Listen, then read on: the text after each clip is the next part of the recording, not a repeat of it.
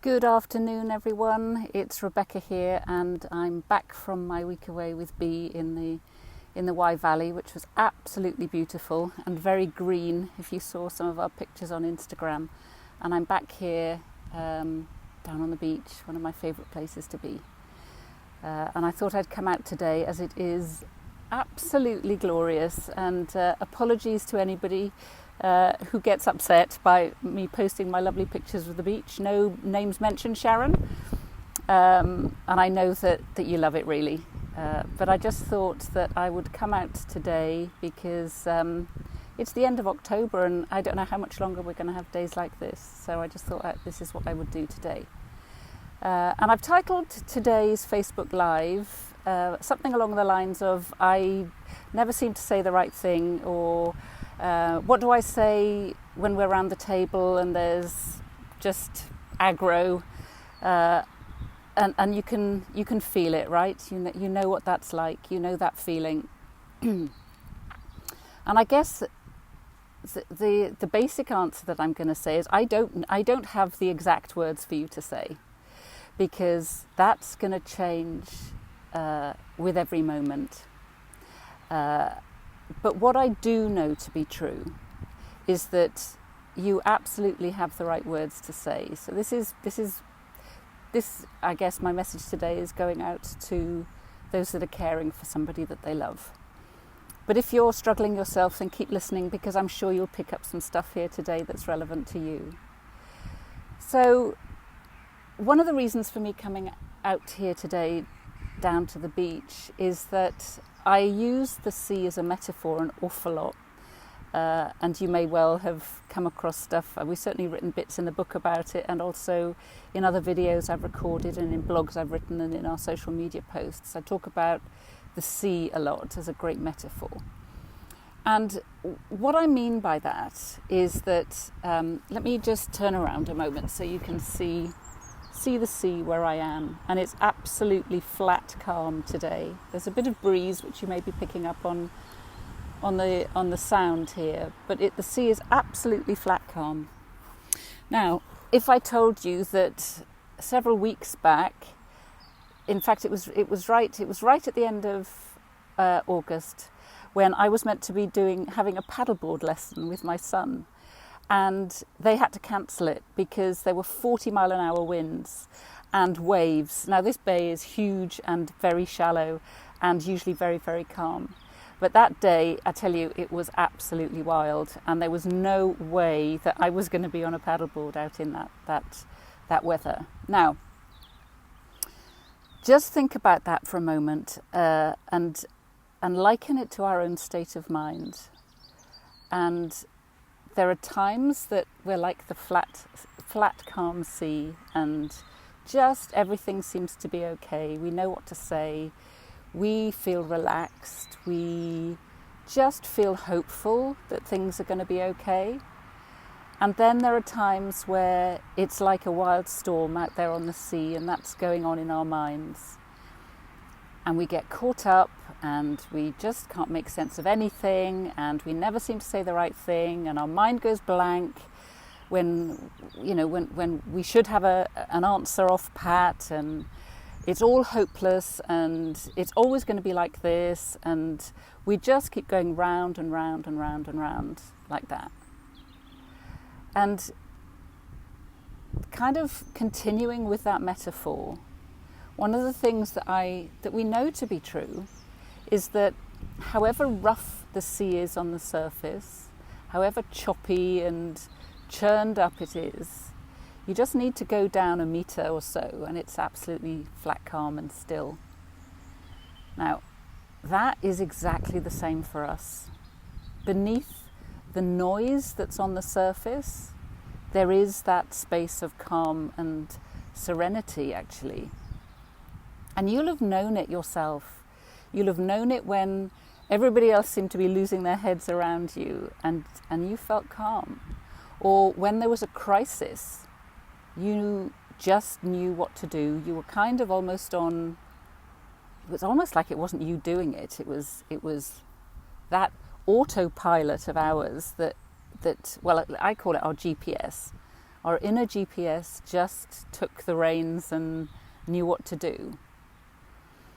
And I want you to see that that's there available all the time for us. And it's just that we don't recognize it. So we get into a panic. And, you know, just think of an example sitting around the dining room table, which, you know, for us was always sadly a battleground. And it was so sad because food had always been, and family life had always been so important to us. A place where we caught up on the day and just had a laugh and asked each other about our plans and what was going on. And there we were all sat around the table in silence, actually, a lot of the time, and just a weighted, heavy silence. And I'm sure you recognise that. And so imagine that's going on, and then you've got to think about the answers that you've got to have, because the food's going to be rejected, or, you know, they can't eat the amount that you've put on their plate, and you can just feel all this anxiety rising.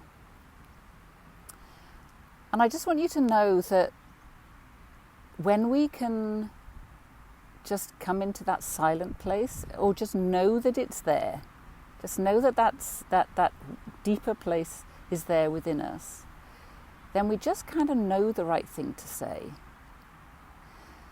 And that might, you know, I totally get if that's like, but you don't know what's going on around our dining room table. And I get that. I get that. And I'd just love you to see, just to imagine that, just think of that image of the sea, that however choppy the surface is, beneath the waves, there's a stillness. And it's from that stillness that we can access our wisdom to know what to say. And I think one of the really important things to know and to remember here, and I've certainly spoken about it before, is that we're all doing the best we can with whatever soundtrack we've got playing at the time. And that's you, and that's the person that you love. So, you know, if you think about yourself when you're really stressed, let's say, and again you seem to have said the wrong thing, or there's another confrontation about some food that's on a plate, think about where you're coming from. Are you coming from a place of fear or a place of love? For yourself as well as your loved one. Because the way I see it is that there are only two things here going on. One of them is fear and one of them is love. And just think about that fearful place. That's where we become super stressed, and we can't solve anything from that place. But from a place of love, and that's a place of love for ourselves in this too, then that, for me, even just saying it and thinking it, things seem to calm down. So what if exactly the same is going on for the person that you love?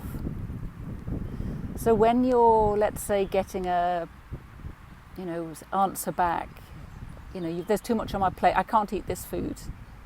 Or why are you always on my case? Why don't you trust me? All of those kind of things.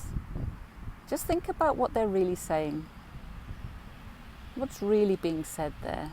Not the superficial choppiness that's on top of the waves. Beneath the waves, what's really going on, is how I see it, is that what they're saying is, I'm scared. All right, I'm frightened. I don't know what to do. Even help me. But you know what it's like with somebody we love. We often give them a really hard time. And this is the same that's going on here. So what if you could see that? What if you could see that what was really going on was help, or I'm frightened, rather than the in your face, you know, get out of my face. Okay? Just see how that might bring a different response. So I hope that's helpful. I hope there's something in there for you. I would love, love, love, love, love to hear back from you, to let me know what you took from that and if you found it helpful. Because I'm here to create these videos for you. That's what I want to do, is to help you feel more hopeful.